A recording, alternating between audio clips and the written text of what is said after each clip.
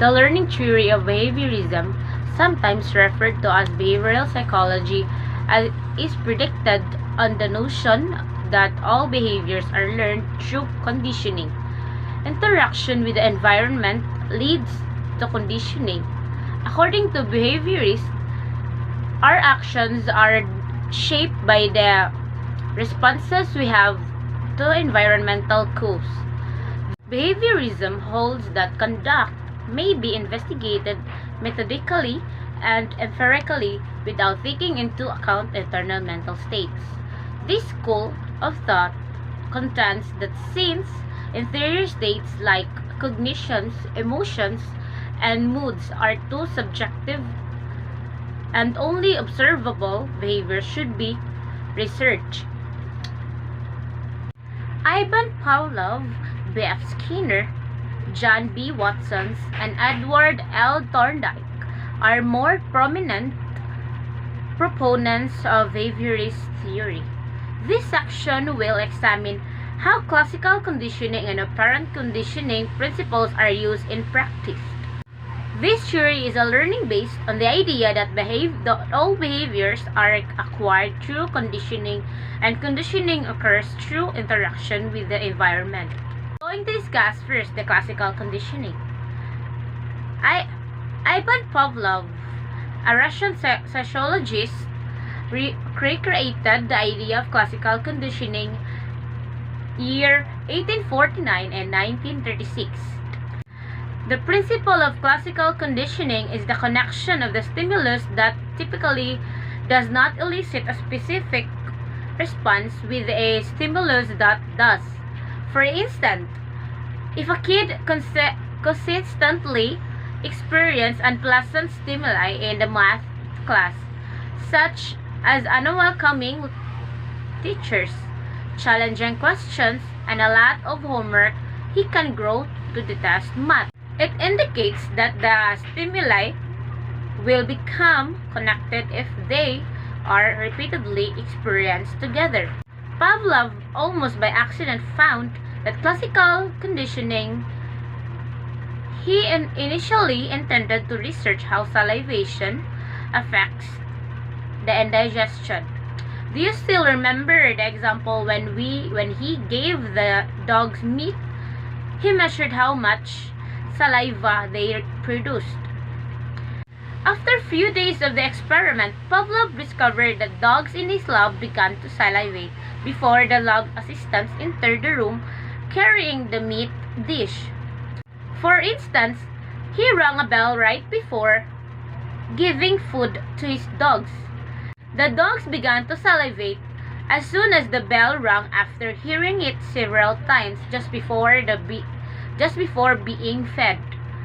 To put it another way, the dogs had been trained to salivate in response to a novel stimuli, or the bell, that wouldn't usually do so.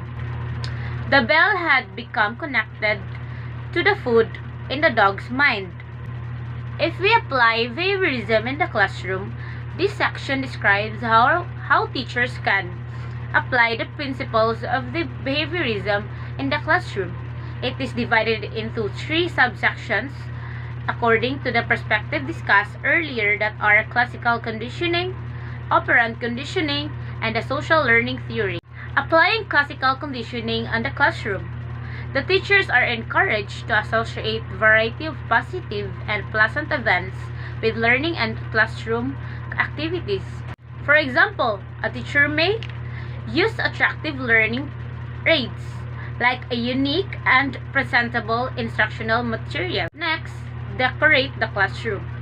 Did you see the viral teacher on the social media who transformed her classroom into an aesthetic and trend decorations that connects to our generation nowadays? Next, encourage the students to work on small groups for difficult learning tasks.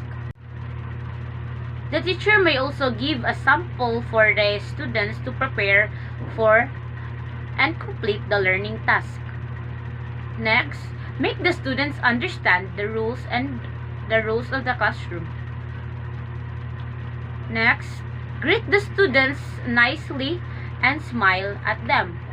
Lastly, inform the students clearly and specifically the format of the quizzes, tests, and examination.